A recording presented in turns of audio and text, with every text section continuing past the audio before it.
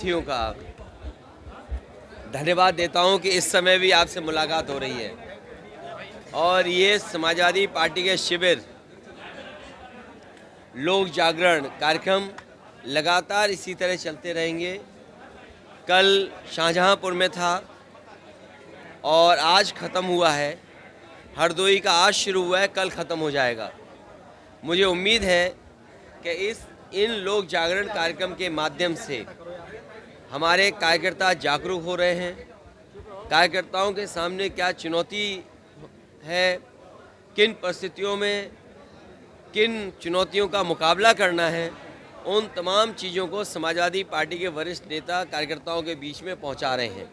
और मुझे उम्मीद है कि जो बदलाव हम 22 में चाहते थे, समाजवादी लोग उस बदलाव को नहीं कर पाए, लेकिन इस बार जब 24 का चुनाव होगा, चरम सीमा पर महंगाई, चरम सीमा पर बेरोजगारी, चरम सीमा पर अन्याय परिवर्तन होकर के रहेगा। और इस बार हरदोई और मिश्रिख लोकसभा दोनों समाजवादी जीतने जा रहे हैं। जो गठबंधन बन रहा है उसको लेकर जो कांग्रेस और आपके बीच में जो तंगी आई है, अजय राय जी ने आज माफी मांगते हुए आप पर फिर हमला बोला है। उन्होंने कहा कि उन्होंने अपने पिता का सम्मान नहीं किया, तो वो हमारा क्या सम्मान करें? देखिए, बात पिता तक न पहुंचे तो अच्छी बात है। और जो पत्रकार साथी हमसे पूछ रहे हैं ये सवाल, जो कोई भी आपके माध्यम से सुने कि अगर समाजवादियों का आजमगढ़ से कोई इमोशनल अटैचमेंट है तो किसी भी दूसरे दल को वो टिप्पणी नहीं करनी चाहिए। अगर दूसरे दल के नेता टिप्पणी कर रहे हैं तो उन्हें इस बात के लिए भी तैयार होना चाहिए कि दूसरे दल के लोग भी टिप्पणी करेंगे। और जो जहाँ तक इंडिया गठबंधन की बात है, जिन लोगों के बारे में आप बात कर रहे हैं वो गठबंधन में कहीं उनकी कुर्सी तक नहीं थी जब इंडिया गठबंधन की बैठक हुई है। तो इंडिया गठबंधन एक अलग विषय है। और मध्य प्रदेश में क्योंकि समाजवादी पार्टी से बातचीत हुई थी, समाजवादी पार्टी को जो पहले से हमारी पार्टी और संगठन के प्रत्याशी जीते हैं या जहां पर हमारी पार्टी ने अच्छा वोट पाया है, उन्हीं पार्टी सीटों पर हमारी बातचीत हुई थी। अब ये कांग्रेस बताएगी क्यों नहीं हुई, वो बात ख़त्म हो गई अब। और मुझे उम्मीद है कि मध्य प्रदेश में समाजवादी पार्टी जिन सीटों पर लड़ी थी पहले, जहां पर पार्टी को वोट मिलेगा वहीं पार्टी लड़ेगी।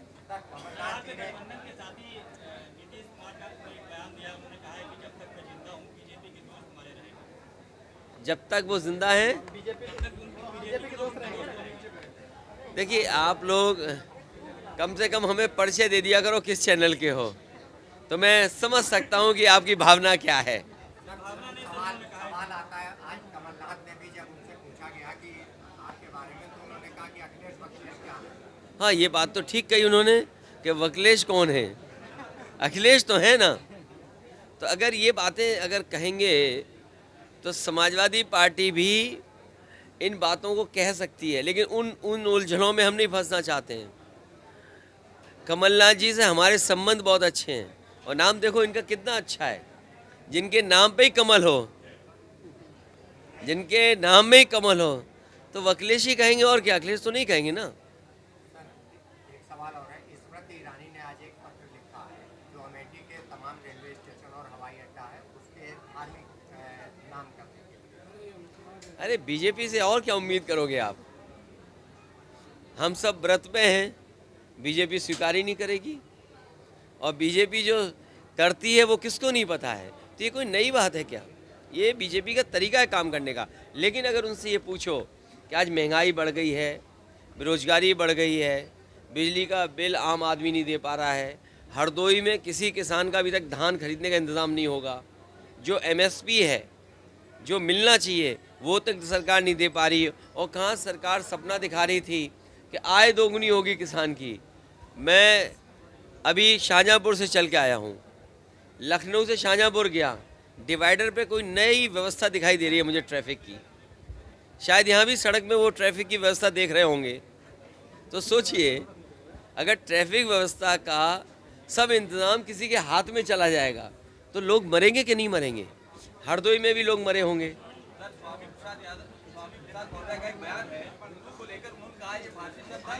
हम सब हिंदू हैं, आप भी हिंदू हो, हम भी हिंदू हैं।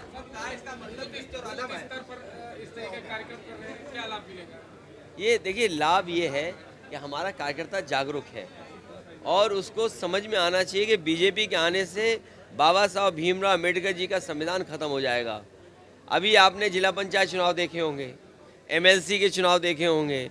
अब ये बात मुझसे मत पूछना कि सदस्यों को कैसे उन्होंने वोट ले लिया, बीडीसी लोग कैसे वोट दे देते हैं, और किसी का पर्चा कैंसिल हुआ, किसी का पर्चा छीन लिया गया।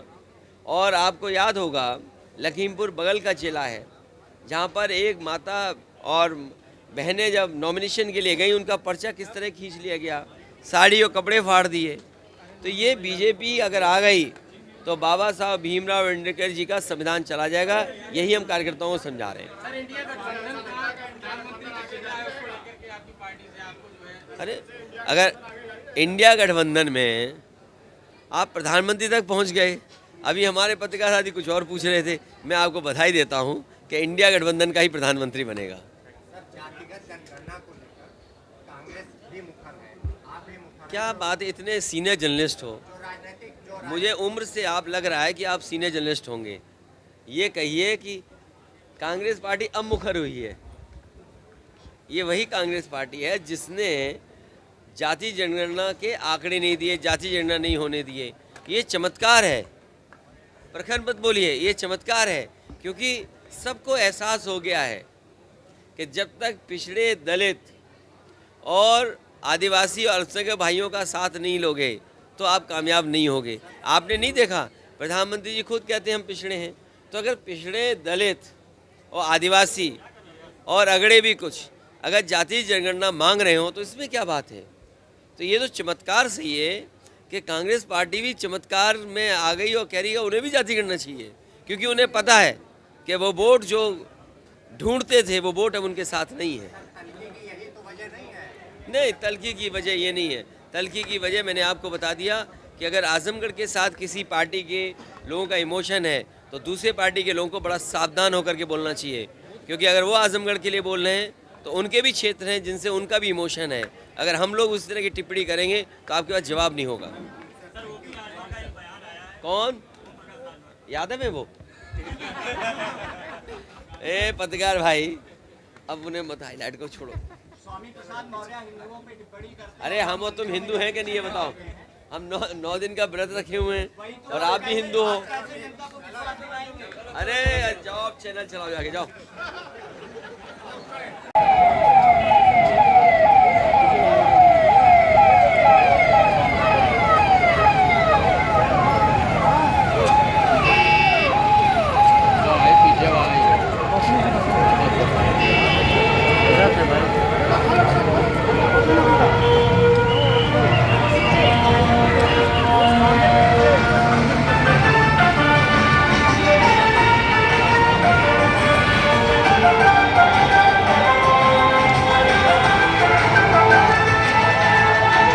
आगे से हटो भाई, आगे से हटो।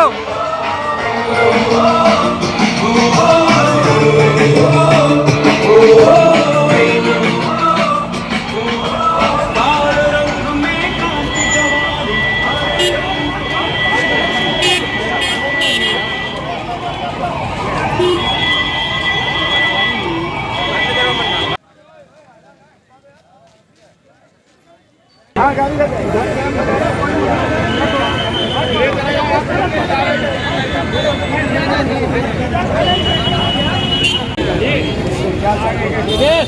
दिनेश जी चला जाए, हो गया आप कर दिया जो मकसद था वो पूरा हो गया।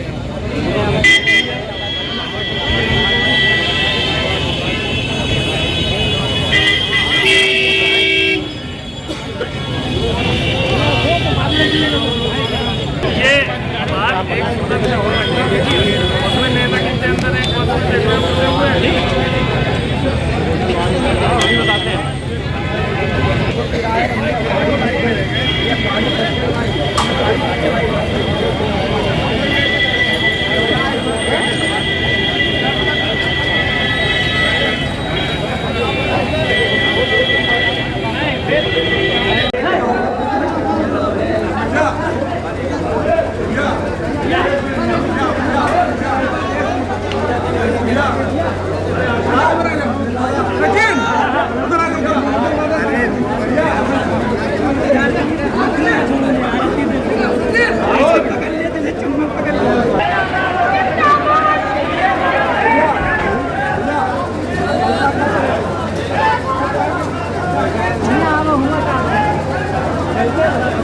है